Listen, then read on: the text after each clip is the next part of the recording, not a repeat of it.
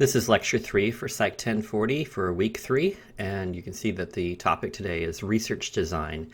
What we're going to be doing is really kind of drilling down on exactly how someone designs a study. We'll use a real-world example of a study that has already been published, and as we do that, I'll try to deal with each of the issues I have listed on the slide here. We're going to be talking about some choices that researchers face, like what their methods are going to be, who their participants are. We're going to talk a little bit about how you choose your independent variable, how you choose your dependent variable, and then we're going to be talking about two kinds of validity in research, internal validity and external validity. And what we'll be specifically focusing on are things that can lower your internal or external validity, and we call those things that could lower it threats. So we'll be talking about some threats to internal and external validity. All right, so as I said, as I talk about these choices, I thought I'd go ahead and give you a real-world example of a study that's out there, and it comes from this area of psychology that's been around now for a few decades called positive psychology. We actually are offering a second-year course this year, an elective called Positive Psychology, and it would cover much of these, some of this research that's actually in this particular article. All right, so in positive psychology, the focus is on things that actually improve people's moods, that make them happier and feel like they have more well-being. And so the whole idea of positive psychology is to do research on the things that cause us to feel better. And one of those things that people have examined is whether or not expressing gratitude, thanking somebody, is something that'll make not only the other person feel better, because of course when you are thanked, you like to be thanked, but just the act of expressing the gratitude itself, does that affect the person who is the person who's actually thanking the other person, all right? So, as I said, positive psychology has been around for a kind of while, and Marty Seligman is the main person who led the movement towards positive psychology, again, about 15, 20 years ago now, when this kind of took off in psychology. But as we talk about his specific research on gratitude, we'll come back now and look at some of these choices. All right, so anyway, giving you the background now about positive psychology, we're going to talk about gratitude, but let's talk a little bit about some of the choices that researchers have to make. All right, so in designing some research to test some aspect of positive psychology, we have to make a number of decisions.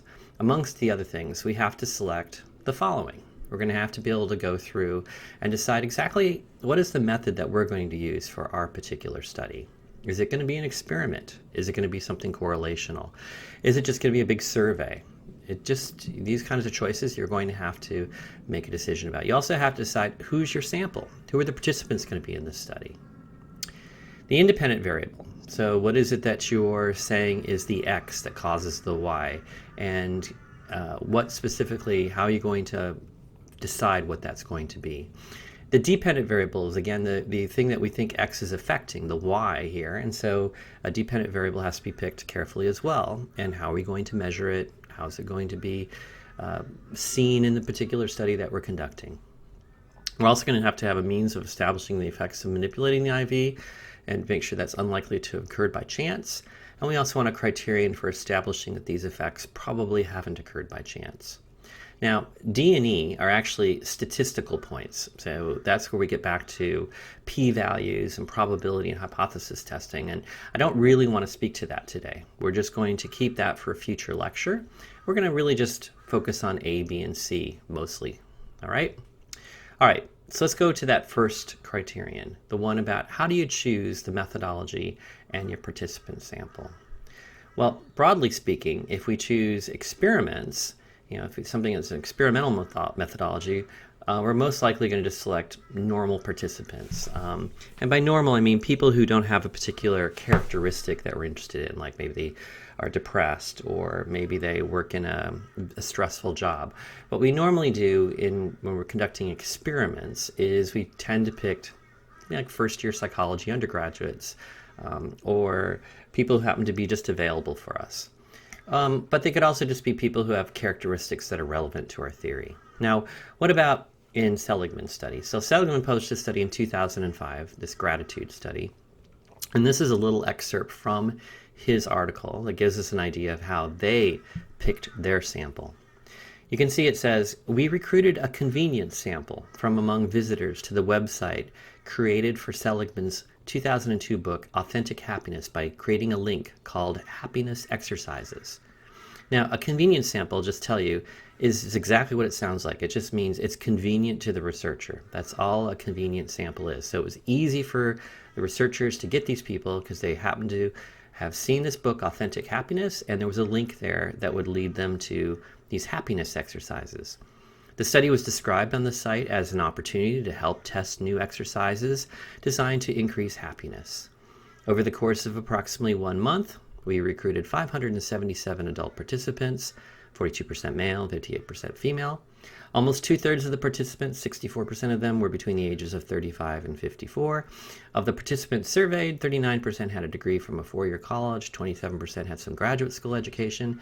Notably, only 4% of the participants did not have education or vocational training after high school, another limit on the generalizability of our findings. Consistent with their reported levels of education, approximately 3/4 of the participants classified their income levels as average or above. The sample was largely white, 77%. So what do we learn from looking at those characteristics? We know that there tend to be an older sample than like first-year psychology students. This tends to be a pretty well-educated sample.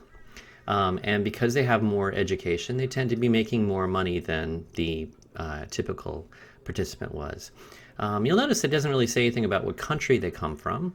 We're going to assume that they speak English because the questionnaires and the book and everything were published in English. But there isn't any other information about there. They just happen to be people who clicked on this website and then engaged in the study. Now, going back to this whole point of, well, they just recruited a convenience sample. Why do we use convenience samples? Well, the most common answer is that in conducting experiments, we're not really attempting to generalize from the experimental population directly to the world in general, but rather that we're generalizing via a theory. So it's not so much that we're trying to say, my sample gives me a picture exactly how the population operates. It's more like, I have a theory, I have an hypothesis about the way the human mind works. I'm going to test it out on this group of people. And if I find evidence that it works, then I'm going to assume it would work the same way out in the rest of the population. So I'm not directly trying to say that this particular sample is representative of the population at large. It's more that I'm saying that I've tested some logic from my theory out on this particular sample, and then I'm assuming, because it works for these kinds of people, that it would basically work for other kinds of people as well. So we use the experiment to validate the theory that we have. So we have this theory about gratitude that we're going to be testing, and then we are applying and then we hope that this theory can be applied to the real world. But we can't go out and just test everybody in the world. So we use this convenience sample to test some element of our theory to see if we have evidence for our theory. If you go ahead and run an experiment on a sample of participants and just say, okay, whatever I find here is what I expect to find out in the real world, and you have no theory, we call that naive empiricism. It's naive in the sense that you don't really know what you're doing. You've measured something, you've done it, in an experimental sort of way, but you don't have a theory for it, so it's hard then to say that you're testing anything that can tell you something about what's going on in the real world. It really needs to be a test of some theoretical prediction. So again, just kind of graphically illustrates it for us. We have some experimental findings. We have a theory that was used to help us generate this experiment and to test our hypotheses. And then as a result, we can now generalize to the population. So we have to have a theory if we want to use our findings to generalize to the population. If we don't do that, we just have experimental findings without a theory, and then we try to generalize to the population, we could be accused of naive empiricism. It's something people do often, but it's not really very good when we're trying to develop theory in psychology. Now, of course, you know that there are people out there who are always conducting these large-scale surveys, so I just want to mention that for a moment. Importantly, the same is not generally true for surveys, which typically attempt to identify real-world patterns. So if you're trying to figure out what Australians' attitudes are about same-sex marriage, for example, and you pass out a survey out to the public out there, you don't have a theory that you're testing. What you're trying to do is get a good feeling for what the entire population of Australia feels about this. So what you're trying to do then is get a survey sample that's representative of the general population, and then that will allow you then to perhaps make generalizations about how the actual population feels. So you see, in that particular instance, we don't have a theory that we're testing. We're not trying to test a hypothesis. Instead, we're trying to describe what the general population looks like by picking a representative sample. And that's why we wouldn't use a convenience sample in that particular instance. Okay, back to our experiment. Now, we've talked about our methodology, we've talked about our sample, and the next thing we want to do is talk about our independent variable. The problem is that, independent variables can't always be manipulated. So here, for instance, we want to go ahead and say, do people who express gratitude, are they happier than people who don't express gratitude? And so if the researcher thinks it would be too hard to manipulate participants expressing gratitude, you could decide instead just to decide to identify two subgroups. People are high or low in gratitude. So what that means is that instead of saying you're in a condition in which I want you to express gratitude, you just find people who report that they very frequently express gratitude to others. They thank people a lot, and you find some other people who don't express gratitude very much, that don't hardly ever thank anybody. And then you measure how happy they are or how good their well-being is. So that's the way you could do this kind of research without directly manipulating an independent variable and seeing what X causes Y. But of course, there's a problem with doing that. And the problem is it's not really an experiment. That is, you don't know really if X is causing Y here. It could be that people who are high in gratitude and express it all the time, they're just a different kind of person anyway. Maybe they're already happy and they have a lot of well-being, and that's why they go around thanking people. And it's not their thanking that causes them to be happier. It's the fact that they are already happy that causes them to thank people. And that people may be low in gratitude or depressed, unhappy people, and so therefore they don't actually ever thank anybody. And it's not that their thanking or not is affecting their happiness, it's their happiness is affecting their thanking behavior. So we would really be stuck if we only did that kind of study where we just grabbed two groups of people and tried to find some trait about their gratitude and tried to make some sort of conclusion about what was going on. So there is a solution to this.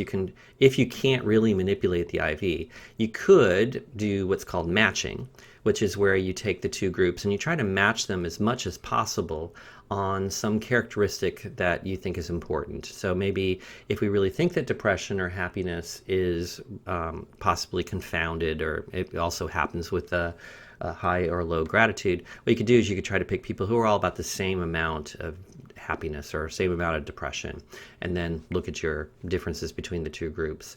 This is actually a very common procedure in clinical research because sometimes it's not possible or ethical just to randomly assign people into two groups. Like you have a depressed group and you have a non-depressed group, and you can't just take a bunch of people and make them depressed. The problem is, though, that as however promising that sounds, just try to match them as much as they can on different variables. Matching is never as effective a means of removing differences as randomization is. So if you can randomly assign people to the two conditions, that's always going to be superior, and it's going to allow you to make stronger inferences about whether or not X really causes Y. Okay. Let's go back, though, and say we're going to be able to manipulate our independent variable. So in essence, the goal in selecting an independent variable is to identify that variable which approximates most closely our theoretical variable of interest. So in practice, this is often much harder than it sounds. So going back to our example, you could say, well, our central theoretical variable is going to be expressing gratitude. How could we manipulate this directly? So the researchers are saying, we have a theory. We think that expressing gratitude makes people happier when they are actually thanking somebody. How can we get them to do that? How can we, in a laboratory setting or an experiment, have some people express gratitude and other people not? How can we manipulate this? Well, let's see what they did in the Seligman study, what they chose to do. So they had these two main conditions here. You can see we have a placebo control exercise group. This is like the control group. And all that happens here is that participants are asked to write about their early memories of every night for 1 week. So every night they're just going to sit down for a certain amount of time and write about their early memories. The experimental group is going to have a gratitude visit. And what happens here is that the participants were given 1 week to write and then deliver a letter of gratitude in person to someone who'd been especially kind to them but had never been properly thanked. So some participants are in the gratitude visit condition. They've been randomly assigned to that, and they're told, spend a week writing a letter to somebody that you never properly thanked before, and then we want you to deliver that letter in person to the person. Okay? In the other condition, you're not doing any gratitude stuff. You're just asked to sit down a certain amount of time every night and write about some early memories to kind of make it be, well, you're writing about something, you're reflecting about something, but it's not about gratitude. All right, so that's how they manipulated their independent variable. You're either expressing gratitude through the gratitude visit, or you're not. In the control condition, you're just writing down your early memories. So that's how Seligman et al. Decided to manipulate their independent variable. Found on the web, there's actually a little video where somebody tried to reenact these studies. Now, Seligman's actually been doing gratitude studies for quite a while. So over many years, he did these kinds of gratitude studies. And here is a reenactment of one of those studies they did back in 1992. So this is very similar to what I just got done telling you. You're going to see that the people in here have to write a letter of gratitude. There is no control condition in this little demonstration for television, for on the web here, but still, I think you'll get a good idea of how this works. So here's a reenactment of a study from 1992. Shut up. What? Wait. Oh, he's gonna be so embarrassed.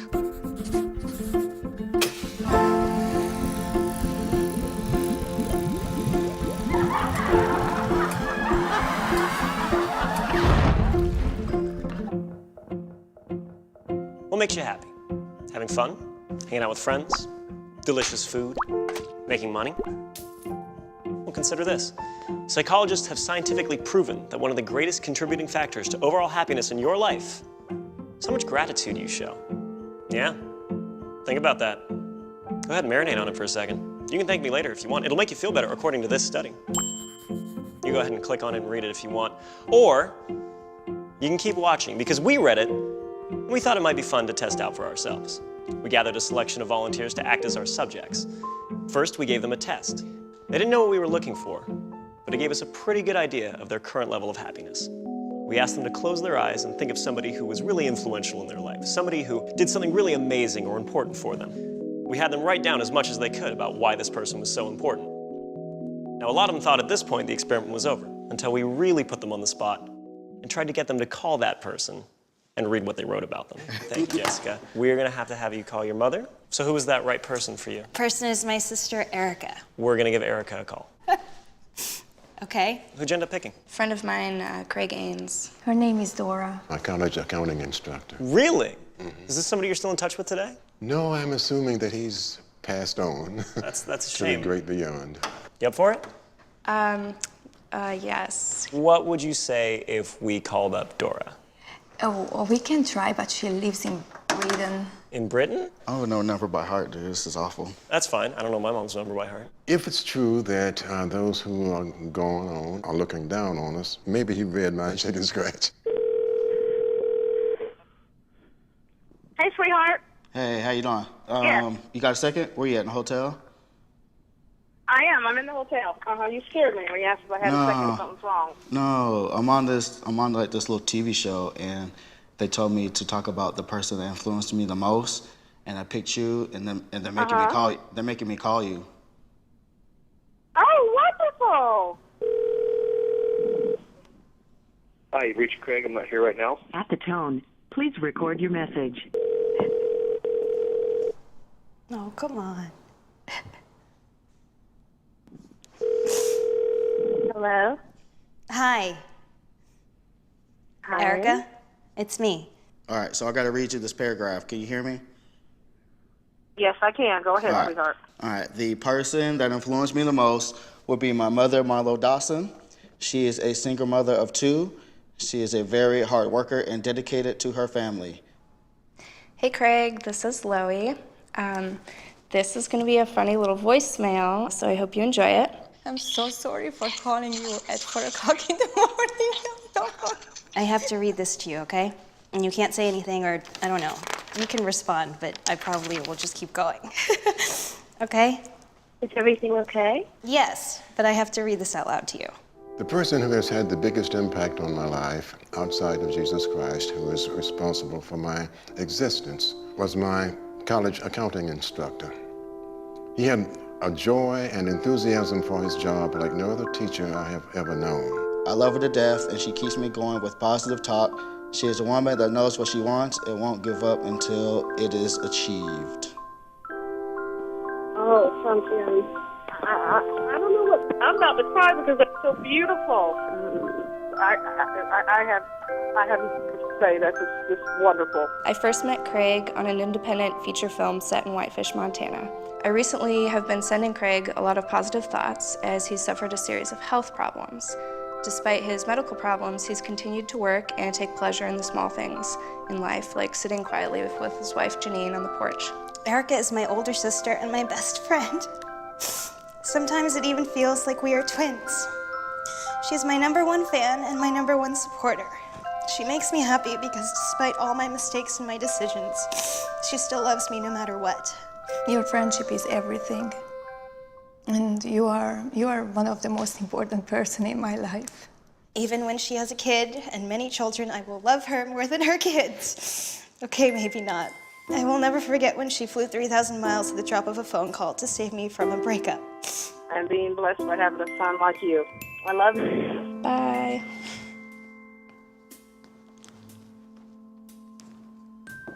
Why did you do that to me? I don't know, because they made me do it. Thank you for picking up. Bye, sweetie. And then they're like, here, you're gonna write this letter. And then I wrote like this whole long ass letter, which, you know, I like don't write. And then all of a sudden they're like, hey, guess what? Now we're gonna call her and you're gonna read her this letter. And I was like, what the f?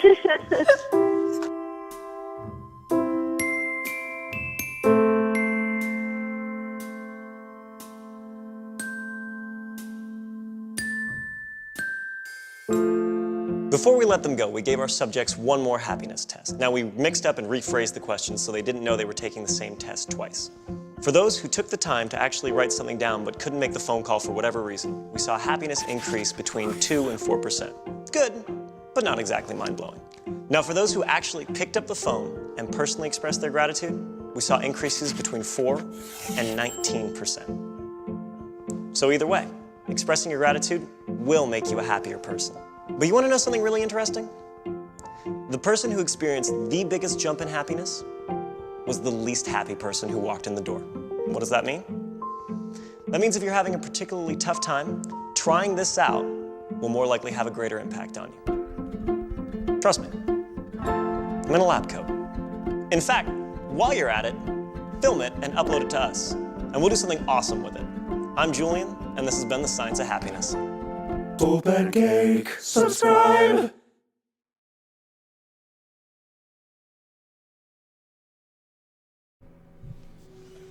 All right, so you got a good sense there of kind of the basic way that Seligman's research works. I mean, they've taken some liberties here to make it look a little more dramatic. And for instance, one of the key things that I just got done telling you about the 2005 version of the study was that they actually had to physically go visit the person and deliver the letter to them. This method seems pretty appropriate as well, or works well, which is to go ahead and just have people do it on a telephone. So again, this is all about the independent variable, how we're manipulating. So what psychologists typically have to do then is manipulate these theoretical variables indirectly. Like when we say something is gratitude, what we're really doing here is we're saying, all right, the way I'm going to define gratitude is that you have to write a letter and then give it to somebody else. You might not have thought before you heard this lecture that that's the way one should express gratitude. You would have just maybe thought express gratitude by walking up to somebody and just say thank you. But here they've had people write a letter, deliver it, or do it on the telephone. So you're resorting to an IV that you believe will have a specific impact upon whatever that given mental process is that you're trying to do, and then checking to see that that is the case. When you have an independent variable, one thing you want to do is often you'll want to include something called a manipulation check. All right, so manipulation checks are given just after you've manipulated the independent variable to make sure that the two groups are different in the way that you think they are. This isn't actually the dependent variable. This is a way of just making sure that, for instance, the people who in the gratitude condition, you want them to feel like they've just expressed gratitude, feel like they've just expressed gratitude, whereas people who don't feel like they haven't expressed gratitude. So you could just have like a single item rating scale. Like you could say, to what extent do you feel grateful right now? Not at all, to extremely, and have them rate that. And you would assume that people who had just gone ahead and expressed gratitude to somebody would feel extremely grateful, whereas people who hadn't done that, they had been in the control condition, would rate it really low. This is just to make sure that you really have manipulated your independent variable. Okay, so a manipulation check is something that people often put into the experiment as a way to make sure that their IV is doing what they think it is doing. All right, now if we look at the Seligman study, you'll see that they actually included a manipulation check. And so it says here, in addition, participants answered a manipulation check question to assess whether they had in fact completed the exercise as instructed during the relevant time period, which they scored yes or no. So all they did in their study was they didn't ask them to say, how much gratitude do you feel right now? They just asked them, did you do the task? Did you, either write all of the personal memories for each of the nights this week, or did you, if you were in the condition of gratitude, did you actually write the letter and deliver it? And people had to say yes or no. So it's just important to know whether or not the participants actually did what you told them to do. All right, so that's another kind of manipulation check. So that's the independent variable and the manipulation check that would go along with it. And then, of course, the other important thing is the dependent variable. And this is also going to be important, and it's often complicated by many practical constraints. So in this case, we were talking about gratitude, and we think that gratitude is affecting your well-being or happiness. So there's going to be some way that you're going to want to measure that. It could be that maybe you want to know if alcohol affects the way people get into car accidents. And so if you want to have a DV for that, you might have to come up with some specific way of defining how you're going to measure accidents. Does it have to be tickets? Does it have to be that somebody was killed? Does it have to mean that there was an insurance claim? All of those things could be ways of having a way of measuring the dependent variable here. So we have a lot of practical constraints, of course, to deal with this. And so we have to think a little bit about this as we pick our dependent variable. In the Seligman study, it was pretty straightforward. They were just interested in happiness. So you can see what they did is they asked people to rate how happy they felt on some scale, like 0 to 100. And you can see that in the dark bars there, that's people who have indicated that they were in the gratitude condition. And then the people in the white bars are the people who are in the placebo condition, and you can kind of see the differences between gratitude and placebo in terms of how many people were happy, right? And so you can see that during the pre-test, there's no difference in amount of happiness that people report. After post-test, the people who've done the gratitude, they're happier than the people who were in the placebo condition. Then 1 week later, that's still the case. 1 month later, 3 months, it's gone back to normal. 6 months, it's gone back to normal. So one thing that's kind of interesting about the findings of their study is that even though they only did the gratitude visit once, the effects on their happiness lasted for weeks. They went all the way a month later, and they're still showing effects of their gratitude. So gratitude, just having this one important visit of writing a letter and giving it to somebody, let the people in that condition be happy for quite a long time. So one of the things I wanted you to notice here is that they didn't just measure their dependent variable one time, they measured it several times. They did it afterwards, they did it beforehand and they did it afterwards, but then they also did it again 1 week later, 1 month later, 3 months later, 6 months later, which I have to tell you is kind of hard to do when you want to try to get that many people to do that. Okay, now, when we're choosing the dependent variable, some other things to consider. So if instead the DV was the number of participants who need to be treated by a psychologist, my experiment may be bound to fail. So if you decided, for instance, that you just want to know if people who are sort of feeling bad will go ahead and express gratitude and they'll feel better, and you decide that the way you'll measure this is like the number of people who go see a psychologist after the experiment's over, the chances are you're probably not going to find many people who are going to want to go see a psychologist in either one of the two conditions. So what I'm trying to say is, let's say I'm going to pick sad people, and I want to know if sad people are, when they express gratitude, that they'll be less sad. And the way I'm going to measure that they're less sad is to see how many of those people in that condition go see a psychologist for depression. The problem is that very few of the people probably just by chance are going to go and see a psychologist for depression. So that would be a very insensitive measure. Like, it would be really important maybe if you're interested in treatment, but because so few people would actually go to a psychologist anyway, you're going to have so few people doing it that your measure, your dependent variable here, is so insensitive it's going to look like you have no impact of your IV on your DV. So we can see that there's always this trade-off between how relevant your dependent variable is and how sensitive it is. Because you might want to do something like, I want to go change the world. I want to go ahead and really have some big impact on the world. I want to, increase productivity. I want to have people go not see a therapist or whatever.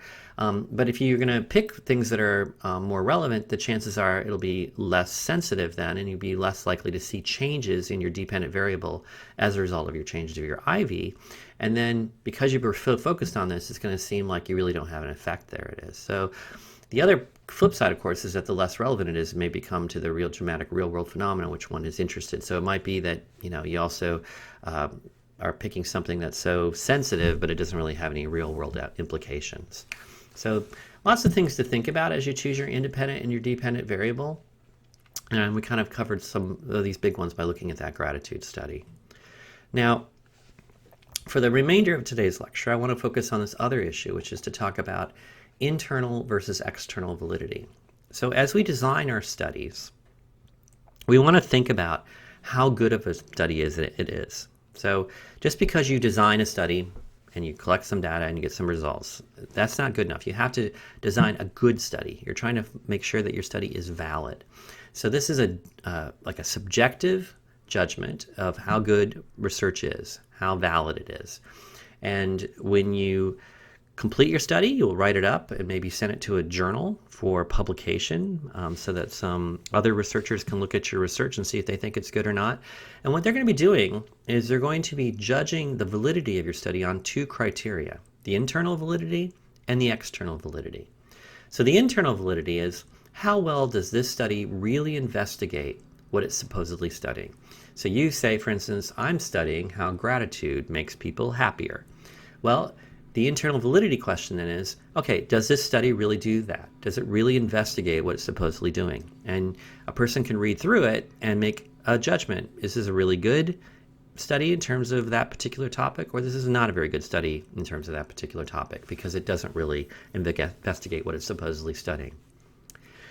External validity is a different question that has to do with generalization. So it's saying, how well does the study's findings actually extend to the world outside of the study? So that's the external validity question.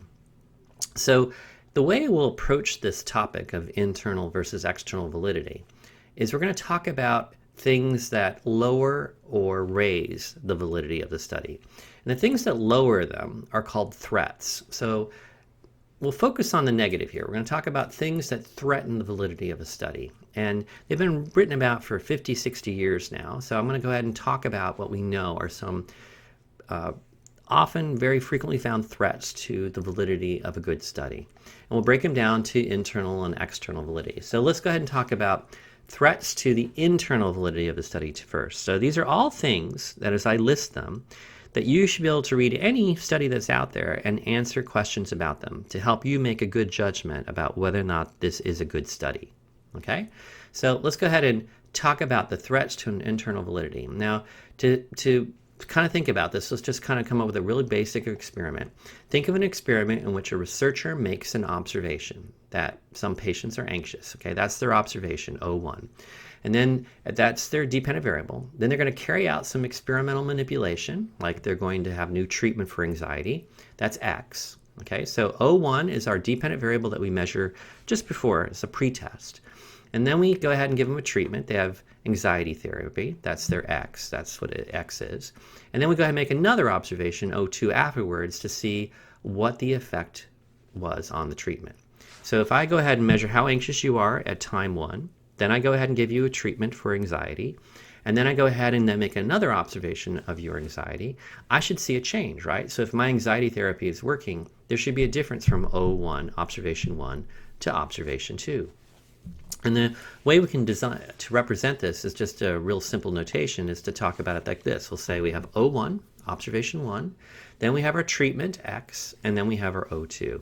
Okay, so that's our basic way that we can represent an experiment as we talk about these threats to internal validity. Now, threats to internal validity lead researchers to interpret the effects that they obtain incorrectly. So the problem is, if your study isn't very good in or very high in internal validity, that means then that you're very likely to have made an erroneous conclusion, a wrong conclusion about what you actually found. So the worse the study has been done, the worse your conclusions are. They're really not very good. They're incorrect. And as I said, we've had these now for like 50-something years. Campbell and Stanley are two authors in research methodology who identified 7 main threats to internal validity that you still see today in lots of research. All right? So for instance, here are some threats to the internal validity of a study. And I'm going to go ahead and list them all at once in a table, and then we're going to go back through one at a time and talk about them. So one threat to the internal validity of study is they labeled maturation. So that's one of our threats. In maturation, that means that during the study, psychological changes occur in the participants that could also be due to practice or fatigue effects. And so you went from O1 to O2. Remember, you had your first observation, then there was a treatment, and then there was a second observation. And what maturation is saying is, even if X is having an effect, you could still expect that there are psychological changes that could happen because they've practiced, they've done this observation a couple times, they've already figured out this questionnaire before, or maybe they're just tired. You've worn them out, and so they're different now at O2 than they were at O1. That's a maturation. History, events other than the experimental treatments influence the results. So again, saying that something went on outside of the experiment that's also affecting how people respond. Testing, exposure to a pretest or other assessment influences their performance on the post-test. So what they do at O1 is affecting how they're going to answer on O2. Instrumentation. The testing instruments or the conditions are inconsistent. Pre-test and the post-test not equivalent, creating an illusory change in performance.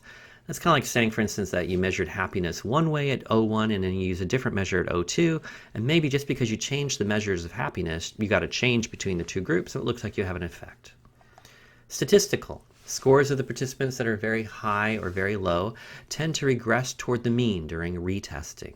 Okay, so that's a statistical kind of threat to internal validity, which we'll talk about. And then there's experimental, participant internal validity threat, which is systematic differences exist in the participants' characteristics between the treatment groups. And then finally, the last one is experimental, is what they called it, and this is when you have attrition that may bias the results. Do you remember attrition means that people drop out? So you could have people just dropping out from O1 to O2. Now that is just a summary of all 7 of them. Now we're going to go through them again in more detail, just so you make sure you can get these down. All right, so the first one was maturation. So maturation is something that you'll have the problem the longer your study is going on. So if you have an observation at time 1, and then you're going to measure them again 6 months later, kind of like they did in the Seligman study, in that much time as it goes on, the participants may get practice at the task that they're doing, or they're becoming tired or bored as a result of the repetition, and you can get these practice effects and these fatigue effects. So the longer any study goes on, the more likely that people are going to get better at something because you've given them so many examples of this test before, or they could just get tired out. I know some experiments that go on, for instance, in psychology right now in laboratories. It can be like 3 or 4 hours long, where you're doing some boring task over and over and over again for quite a long time with very few breaks. And you could just get really tired and fatigued, and the reason why you're changing over time isn't because of some treatment that's being given to you. It could be just that you're tired or that you have a practice effect. So that's what maturation refers to, that things are changing over time because people change over time. History is the second threat to internal validity, and this is when you could have changes that also may occur in the world. So basically, we know that people, when they leave the experiment, go out in the rest of the world, and there's other things that could happen. And for instance, that maybe a family member had died, or something else happened in their life that was really important. But the other big thing can happen are just big historical effects, like, for instance, say an earthquake could happen, or there was a change in government or something. And these kinds of effects could be what affects your participants, and therefore any changes you see between the first and the second observation could just be due to the fact that things have changed in history, things have changed in the world. More subtly, features of the experimental situation itself may also change, and that could be what causes the changes. So even within an experiment, like maybe you're running it through the course of the semester, maybe the experimenter was really not very good at this at the beginning when they were first starting running the experiment, and their way that they gave the instructions or the way they ran the study wasn't very well practiced yet, and it wasn't really well rehearsed. And so as the semester went on and the participant keeps coming back to the experimenter is getting better at the technique, and they have changed a bit about the way they behave towards the participant, that elicits a change in the response of the participant. So history could also happen just because the experiment itself changes over time in a way that wasn't intended by the researcher. Testing is when one particularly important change relates to the fact that the participants already have experience of having been observed before.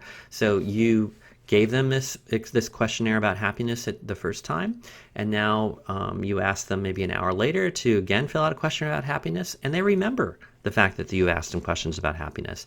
You might have noticed that in that gratitude demonstration video, he said that they tried to mix up the questions so that people wouldn't feel like they had already seen them before.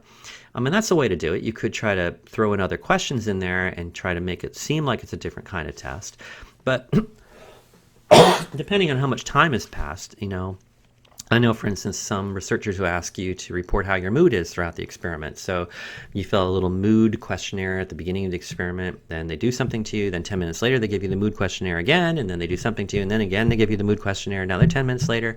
And you know what your mood was 10 minutes ago. You know that you put down that you were feeling kind of tired and maybe a little happy. So you just put tired, a little happy again because you want to be consistent.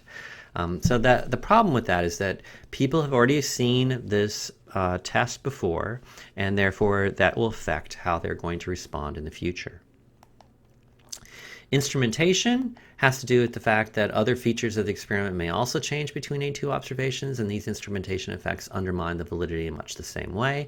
This could be that you changed the actual questionnaire itself. You now later in the semester found a better questionnaire for mood or a better questionnaire for empathy, and you gave that to your participants. It's different from the first time, and that's why you're getting a change. So instrumentation really refers to any feature of the experiment related to the collection of data. For example, who it's collected by, where it was collected, and the methods used for collection. This could even be that you have a research assistant who's helping you do the study, and somehow in the middle of the experiment was going on, after 2 or 3 weeks, they had to quit. Maybe they had to go take care of somebody back at home, so they had to leave, and you have to hire a new research assistant. And this new research assistant now is testing the same participants that were being tested before, but they're acting a little bit differently from the first research assistant. Maybe they have a cheerier disposition. Maybe they can speak more clearly. Something's different about them, and therefore that elicits a difference in the participants. And so again, you think that your independent variable is causing what's going on, but it could be this threat to internal validity of instrumentation.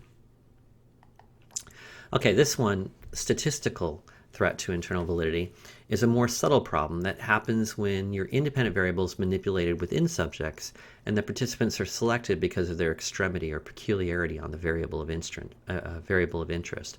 So this really has to do with the fact that sometimes people like to pick 2 groups at the beginning or 3 groups at the beginning who are really quite different from each other. Like you pick people who are extremely depressed, people who are moderately depressed, and people not at all depressed. And so you've got 3 groups. That's your independent variable that you're trying to look at here. And what you find is that over time, they're all going to become more middling just as time passes. And so this is an example of this. This is a graph that kind of shows you this. So at baseline, you can see here we have 4 groups. And we can see at baseline that group Q1 is really high, Q2 is next, and then Q3, then Q4. And the point is that at baseline, they're all different from each other.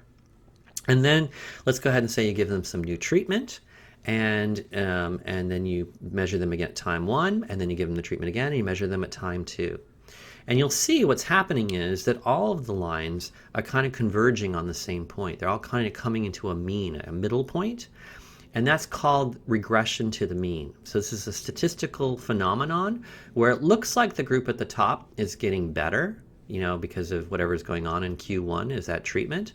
But it could just be that even if you hadn't done anything, they would have just gotten better anyway, in the sense that they would have all just ended up being in a more middling position. And that's all because at time 1, at baseline, you would pick them because they were so extremely different. And it could just been a fluke that on those particular days, the Q1s were in a really bad mood, the Q4s were in a really good mood. And as time passes, everything kind of averages out. And as things average out, you find that the four groups are not really that different at all. And so that phenomenon, regression to the mean, can only be really seen when you look at things across time and there's been no experimental treatment, and you can just see it happen. And so one way to prevent this is just try not to pick extreme groups to begin with. Try not to go ahead and say at baseline that I'll go ahead and pick the top scorers and the bottom scorers, and I'm going to use them as my two different groups, because the chances are they're going to end up being more in the middle by the end of the experiment anyway. And then our next threat to internal validity is called participant. And this is basically where the effects arise when participants are assigned to different levels of an independent variable on the basis of specific criteria, like their age or their score on a particular test. And the problem is then that any differences between the groups on the dependent measures could exist before the manipulation occurs, because these different groups of people have been selected for. So again, this is that problem that I was talking about when you don't actually use random assignment and you like pick depressed people and not depressed people, or you pick people who have really good grades and people who have really bad grades. And then you want to go ahead and see if the two groups are going to differ as a result of your treatment. Well, they're already different maybe on other things. Maybe the reason why the people who have good grades had a better education, the people who had lower grades have a worse education. And so the reason why you're getting any differences between the groups isn't really about their grades. It has to do with where they happen to go to school and what their background is, or something like that. So that is always going to be a problem when you don't use random assignment, that you could have these participant threats to internal validity because the groups are already different. And as I told you, people try to deal with this a bit with matching. They try to match the two groups on some characteristic that they might think matters, but they're never going to be able to match for everything that could pre-exist between the two groups. And that's why it could possibly threaten the internal validity of the study. And then finally, the last threat to internal validity is called the experimental or mortality threat to internal validity. In the time between any two observations, particular people may withdraw from the study. In extreme cases, for example, when you're doing animal research or maybe some medical studies, this could be because participants died. And this is why it's been called the mortality threat to internal validity before. But in less extreme cases, it could just be that people didn't come back for your follow-up. It could be that you tested them 2 weeks later and they weren't around now to do it. Or you asked them to come back a month later and you can't even find them anymore. And so that's called experimental or mortality effects. Now, why is that a threat to the internal validity of an experiment? It's a threat because you don't know if there is some maybe a good pre-existing difference between the people who drop out and the people who stay in your study. Maybe there's already something kind of wrong with the mood of the people who are dropping out. And so mortality creates a possible threat to your internal validity because you don't really understand why people are dropping out. Even in the Seligman study, you can say here that there was a lot of dropout. Of the 577 participants who completed the baseline, 411 completed all 5 follow-up assessments, so that's 71%. Participants who dropped out of the study did not differ from those who remained on their baseline happiness or depression scores, nor was there any differential dropout from the 6 exercises. We included in our analyses only those participants who completed all the follow-up questionnaires. So you can see what they did is they tried to analyze whether or not the dropout was different for the two conditions, the experimental condition or not. And so that could be a way for you to test to make sure that that particular threat isn't going to be a problem for you. So what do we do about these threats to internal validity? The problem that's posed by all of these threats to internal validity is essentially the same. That is, they all produce systematic differences between the different experimental observations over and above those that are caused by the manipulation of the independent variable. And so, in fact, all of these problems are extremely common, and they're commonly overlooked, for example, by journalists and publicity seekers who are wanting to hail breakthroughs. So that's why I'm trying to say to you, if you can kind of get to know what these 7 threats to internal validity are, get them really down well, you can then look at other research and see whether or not they might be subject to one of these threats to internal validity.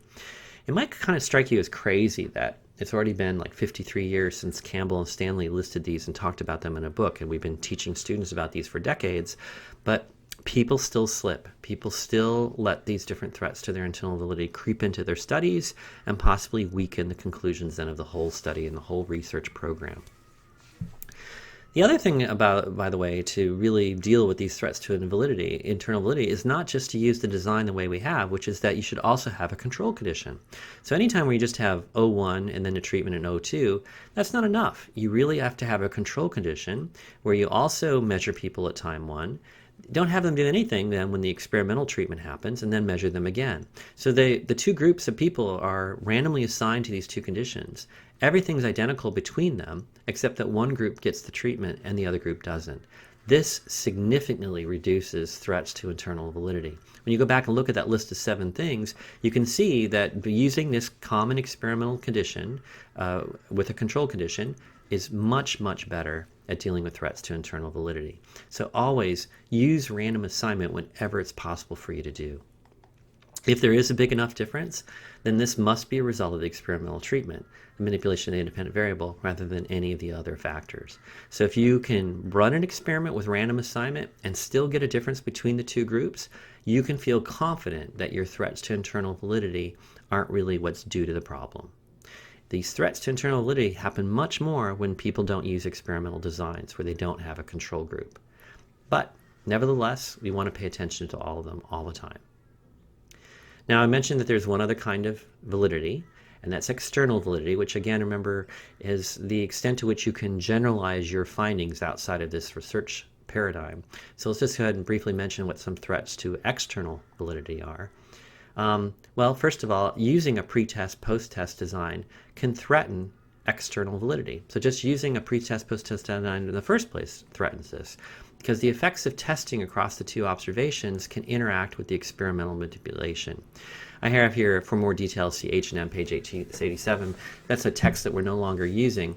But basically, the problem is that by just testing people across two observations can be different for each of the experimental condition and the treatment group, and therefore you really have a hard time knowing what it's like out there in the real world, because you don't have a control condition out in the real world in a treatment.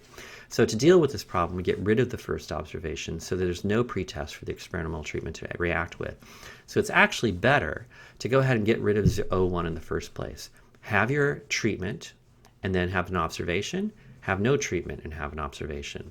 So this problem of threats to external validity can be dealt with if you just get rid of observation 1 begin with. You don't really need a pretest, because if you've randomly assigned people to the two conditions, you can assume that they're the same on O1. You don't have to actually measure the O1. Other threats to external validity would include the experiment's demand characteristics. This was first identified by Orn back in 1962. These are cues that an experimenter gives to the participants about what's expected of them. So this isn't necessarily conscious. This is more that the experimenter knows what's going on in the experiment, of course, and they have certain predictions, and they may give non-verbal cues to their experimenter, to their participants, about how they're supposed to respond. For example, a person may respond to the question, "Are you sure you're anxious?" by saying no when they actually are anxious, because they think the response no is being demanded of them. So you see, that question, "Are you sure you're anxious?" seems to be a leading question, and it could affect the way the participant actually responds. So it could be through questions, it could be through nonverbal stuff, it could be about nodding. You're doing things that basically guide the participant to act in a way that's consistent with your hypothesis. One solution to this is to use a cover story. So instead of just telling your participant what the purpose of your study is and what your hypotheses are, you instead give them a cover story, which is kind of a misleading story about what the purposes of the study are, that allow you then to not necessarily tell them what your hypotheses are, and therefore not give demand characteristics and tell them, give them clues about how they should respond. So it's kind of a misleading cover story in a way that hides what your hypotheses are, so that the participant won't act in a way just to help you with your hypotheses. Cover stories can border on being a little unethical because they could involve deception, so you have to be careful about this, and we'll be talking about ethics and deception at the next lecture. So You want to conceal the purpose of the experiment when you're possible. You want to try to use a double-blind experiment. So in a double-blind experiment, that means that not only does the participant not know whether or not they're in the control or the experimental condition, so that way they don't know if they're getting the treatment or not, but you also have your research assistant, the person running the experiment, not know which condition that the participant's in. So double blind means that the participant doesn't know which condition they're in and the research assistant doesn't know which condition they're in. That way, the research assistant can't possibly give any sort of subtle cues to the participant about how they should act and therefore threaten the external validity of the study. You also want to try to, if you can, employ naive experimenters. So it's good to hire sometimes research assistants who really don't understand what the purpose of the study is. You haven't told them about what all your hypotheses are. So then again, they can't go on and give demand characteristics to their participants about how they should respond. Another threat to external validity is something called social desirability concerns. And this is when participants give answers or behave in a way that's socially acceptable rather than in a way they might otherwise behave. So this could be that they don't want to look, when you ask them about, for instance, are you racist? Are you sexist? And they don't want to look racist or sexist, so they answer no. Or when you give them a chance to be racist, they try to hide it. And so the idea here is that people sometimes don't actually behave in a way that they would normally behave if they think that the experimenter would judge them as being a bad person. So they want to do a socially desirable response. They want to be maybe politically correct, or they want to do the thing that will make the experimenter like them, so they don't actually behave in a way that they normally would behave. So the solution to that is to try to use measures that are maybe indirect or are not under the participant's ability control. And what I mean by this is that, for instance, you could maybe measure prejudice by not actually just asking them, are you prejudiced? You could give them a task in which they could go sit down in a chair in a room, and maybe there's somebody from the other racial group there, and you measure how far they put their chair from that person. And then that way, the participant doesn't really know that you're measuring how prejudiced they are, and you can get a measure of how close they actually sit to the person. So that's like an indirect measure. I tend in my own research to use physiological measures to do things like this. So I might measure how much they smile or frown, and I don't tell my participants beforehand that I'm necessarily measuring their smiling or frowning behavior, because I don't want them to go ahead and feel cued in about how they should respond. But then that way I can get maybe a more truthful way of the way that they would behave or act out there in the real world. So that's a way of getting around social desirability concerns. So this is another way then to possibly reduce this particular threat to external validity. Okay, so those are some of the main concerns that we want to talk about for research design in this particular lecture.